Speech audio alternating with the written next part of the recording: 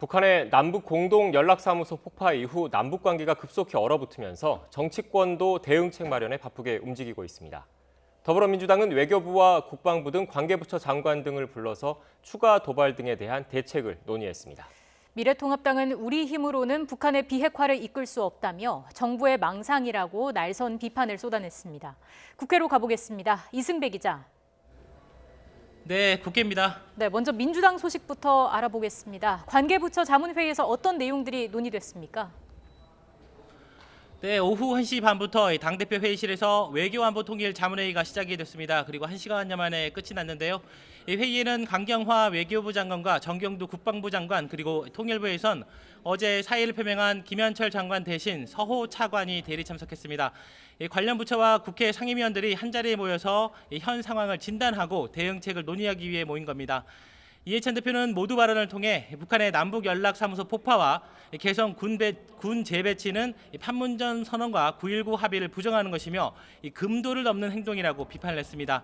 그러면서 북한이 이런 도발은 실익은 전혀 없고 한반도의 긴장과 불안만 부추길 거라면서 즉각 도발을 멈추라고 촉구했습니다.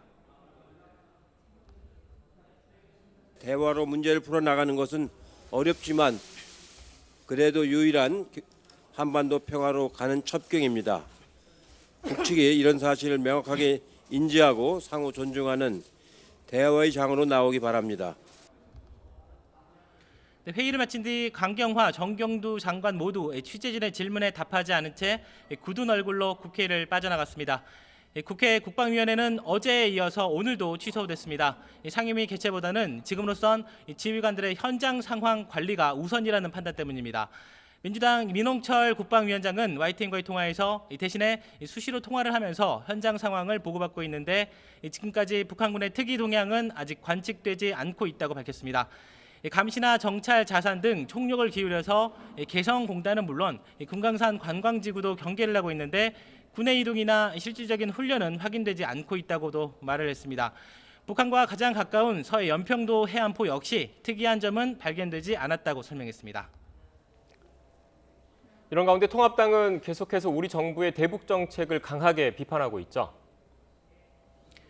네, 그렇습니다. 김종인 비상대책위원장은 북한의 비핵화를 우리의 힘으로 실현할 수 있다는 생각은 망상이라고 밝혔습니다.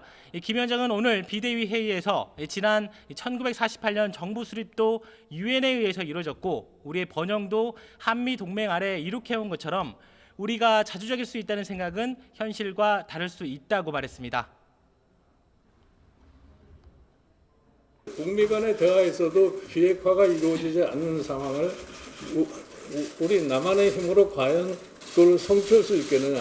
문재인 정부는 지금까지와 같은 남북관계의 자세를 버리고 새로운 남북관계의 설정을 위한 시도를 다시 해야 되지 않을까 이렇게 생각을 합니다.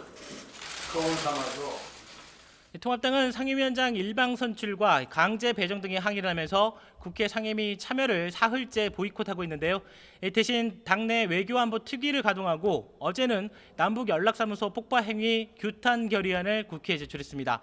한반도의 평화를 해치는 행위를 결단코 용납하지 않을 것이며 만약에 북한이 추가 도발에 나선다면 국제사회와 긴밀히 공조해서 즉각적이고 단호하게 대처하겠다는 내용이 담겼습니다. 이 상황이 엄중한 만큼 당 일각에서는 보이콧을 멈추고 등원해야 하는 것 아니냐는 목소리도 나오고 있습니다.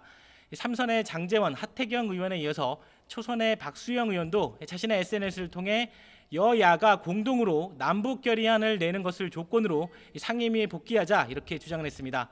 박 의원은 오늘 YTN과의 통화에서 북한이 이번엔 우리 재산에 대해 직접적인 공격을 한 것이라며 이런 국가 위기 상황에서는 북한이나 국민에게 국회에 단합된 모습을 보여줘야 한다고 말을 했습니다. 지금까지 국회에서 YTN 이승배입니다.